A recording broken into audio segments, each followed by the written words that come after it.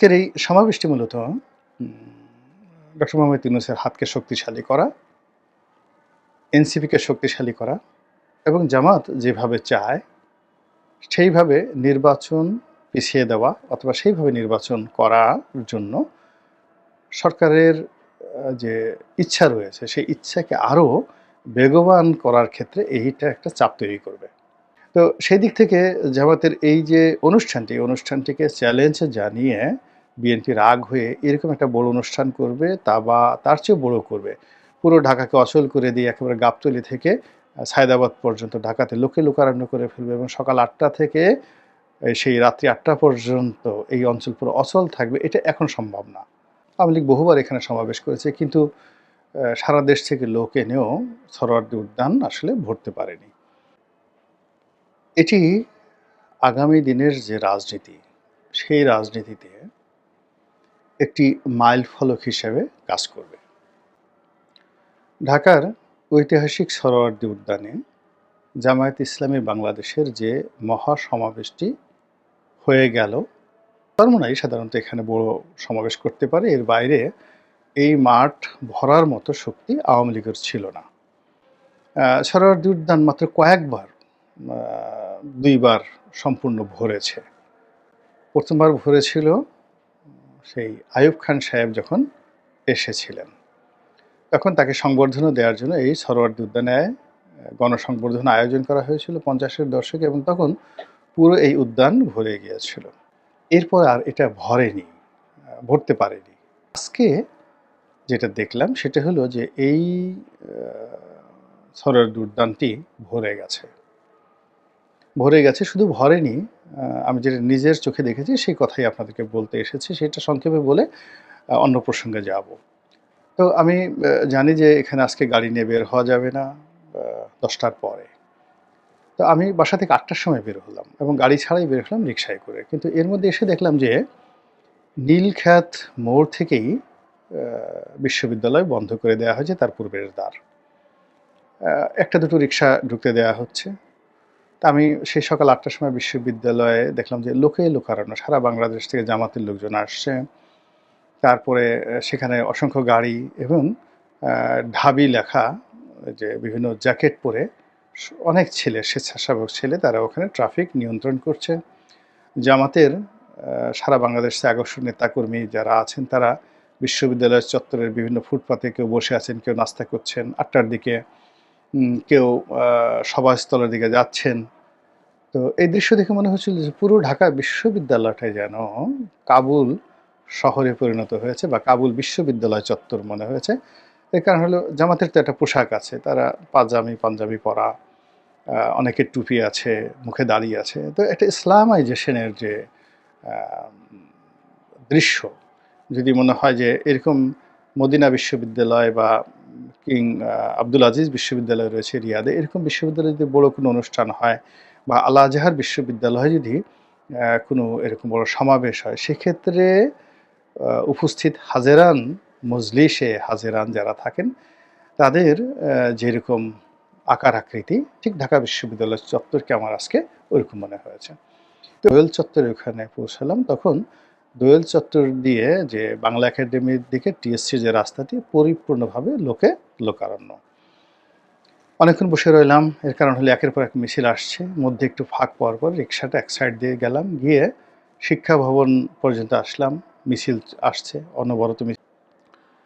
এখন এই যদি হয় এই দিকের অবস্থা, তাহলে আপনি শাহবাগের কথা চিন্তা করেন। আমার ধারণা, আমি বাইরে বের হইনি, যে এটা বাংলা মোটর পর্যন্ত তাদের এই ভিড় বা রাস্তা বন্ধ রয়েছে।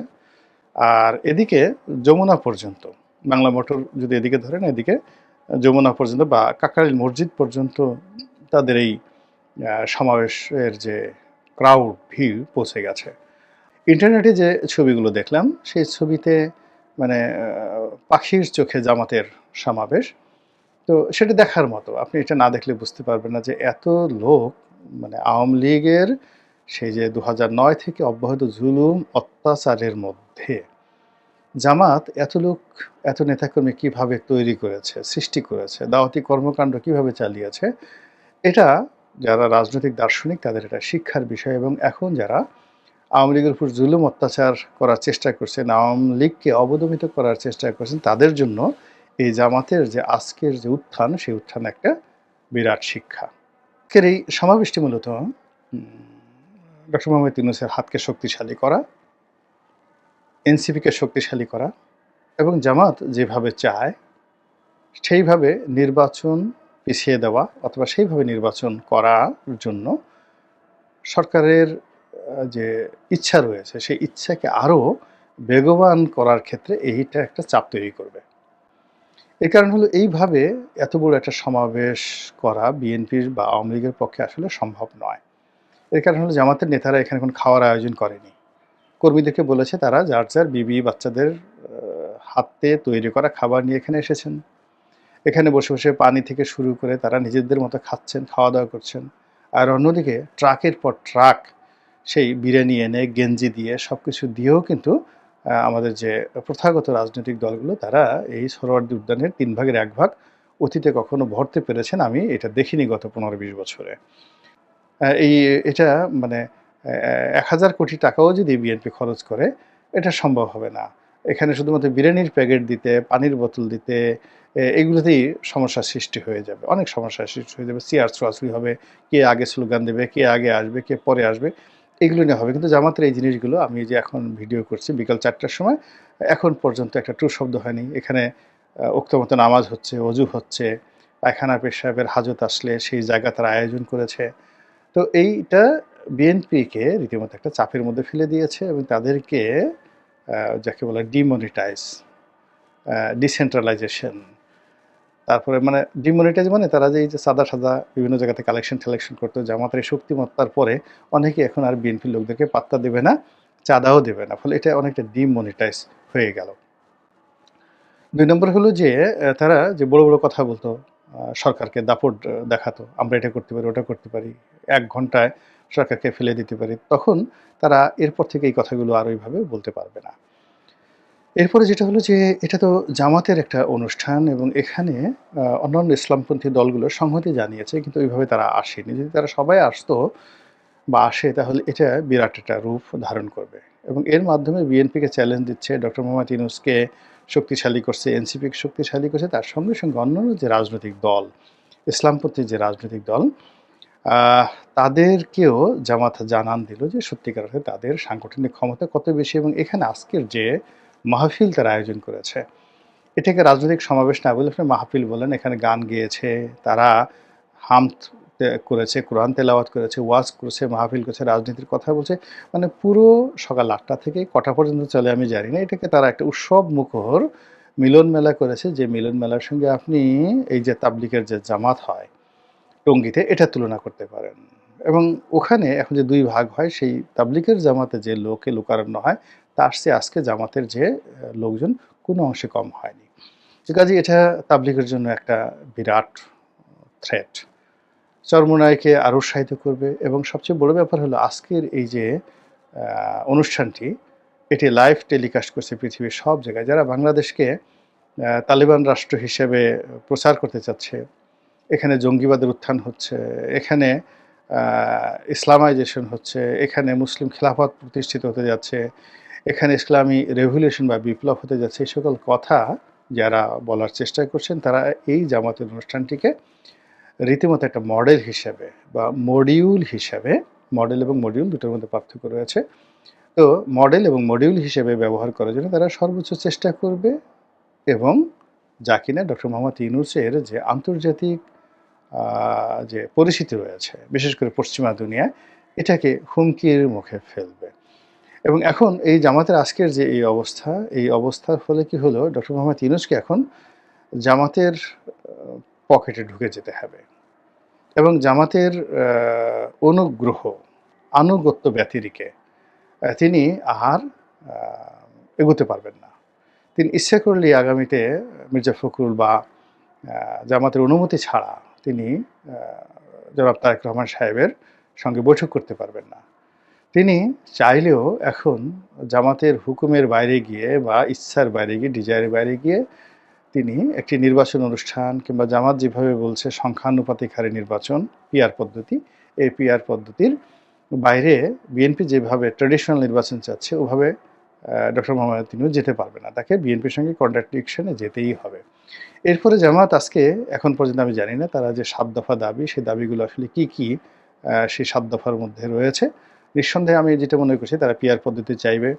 আইনশৃঙ্খলা গোপালগঞ্জে যা কিছু হয়েছে এটাকে তারা উপলক্ষ করে বলবে যে এর মধ্যে নির্বাচন হবে না, আগে ল অ্যান্ড অর্ডার সিচুয়েশন যাকে বলা হয় ঠিক করেন। এবং তারা যেটা চাইবে অপারেশন ক্লিন হার্টের মতো সারা বাংলাদেশে একটা যাকে ম্যাসাকার, এখানে বিএনপির যত নেতাকর্মী রয়েছেন যাদের বিরুদ্ধে চাঁদার অভিযোগ রয়েছে, মাস্তানির অভিযোগ রয়েছে, বা এলাকাতে যারা রাজনৈতিক প্রভাব বিস্তার করে জামাতের জন্য হুমকি হয়ে আছে, এর কারণ হলো জামাত যে শক্তিটা এই ঐক্যবদ্ধভাবে এই মাঠে দেখালো।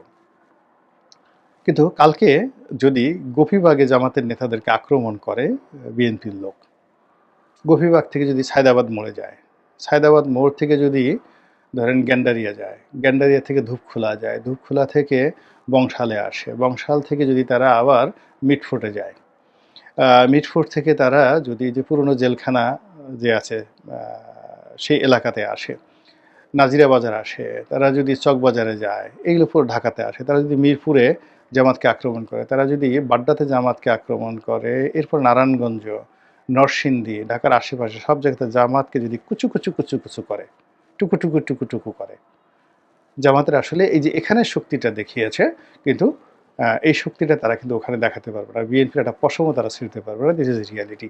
এবং বিএনপি নেতাকর্মীরা এই কাজটা করবেই, কালকে থেকে পরশু থেকে এই কাজটা করবে, এটা আপনারা লিখে রাখেন। এই কারণে এই যে জামাতের যে আজকে যা কিছু আছে এটা বিএনপির শরীরে আগুন ধরে দিয়েছে। ফলে বিএনপি যেখানে যেখানে বিএনপির শক্তি রয়েছে সেই শক্তি তারা সর্বোচ্চভাবে জামাতের দম্ভ মানে যাকে বলা হয় দমন করার জন্য তারা ব্যবহার করবে। এবং আপনারা কয়েকটা ভিডিও দেখেছেন যে বিএনপির অনেক তৃণমূল পর্যায়ের নেতা তারা বৈঠক করে বলছে কারা কারা ঢাকা সমাবেশে গেছে বা যাবে ওটা লিখে রাখো, ছবি তুলে রাখো, ওদেরকে আর ছাড়া হবে না। ফলে এখান থেকে যারা যাবে মোরালেস সবাই নিগৃহীত হবে, এরকম একটা সম্ভাবনা কিন্তু রয়েছে।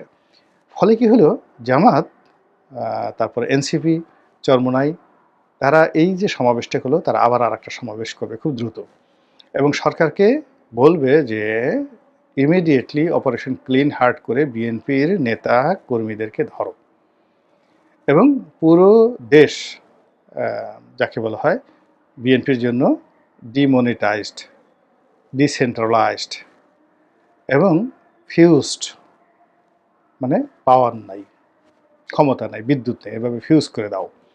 এবং সেটা করার জন্য সরকার যেভাবে ধরেন যে আওয়ামী লীগকে নিষিদ্ধ করা হয়েছিল ওভাবে তাদের একটা দাবি থাকবে। এবং ইতিপূর্বে যেভাবে করা মানে রাজনৈতিক বিএনপিকে নিষিদ্ধ করার জন্য মিছিল কিন্তু হয়েছিল ওই যে মিটফোর্ট হত্যাকাণ্ডের পর, তো সেই দাবিটি আসতে থাকবে। আর তখন কি হবে, ওই যে অতীতের -2, তো -2 আবার নতুন করে দাঙ্গা মানে শুরু হবে। এবং এভাবে যদি 3 বছর, 4 বছর, 5 বছর চলে, তাহলে আজকের এই যে জামাতের যে সমাবেশটি, এই সমাবেশটি এখন তারা শহরে করছে, এটা বিভাগীয় পর্যায়ে, জেলা পর্যায়ে তারা এরকম সমাবেশ করার সুযোগ পাবে আগামী 5 বছর পরে। এবং এই কাজটি কেন জামাত এই সুযোগটি নেবে না? রাজনীতি তো আসলে এটা মামুবাড়ির আবদার না, এটা হলো matter of politics, matter of যাকে বলা হয় এখানে সার্ভাইভাল। এখানে যারা সার্ভাইভ করতে পারবে তারাই টিকে থাকবে। তো সেই কাজটি জামাত করছে। এবং আজকের এই সমাবেশটি আগামী দিনে রাজনীতিকে কিভাবে শেপ দেবে, মানে কিভাবে এটাকে আকৃতি দেবে, তার কিছু নমুনা আমি বললাম। আগামীকাল থেকে আপনারা আশা করি এর ফলাফল দেখতে পাবেন। সারা বাংলাদেশের টেকনাফ থেকে তেঁতুলিয়া পর্যন্ত আল্লাহ আমাদের সবাইকে ধৈর্য ধারণ করার তৌফিক দান করুন, হেদায়েত দান করুন, সুখ শান্তি এবং সমৃদ্ধি দান করুন। আসসালামু আলাইকুম ওয়া রাহমাতুল্লাহি ওয়া বারাকাতুহু।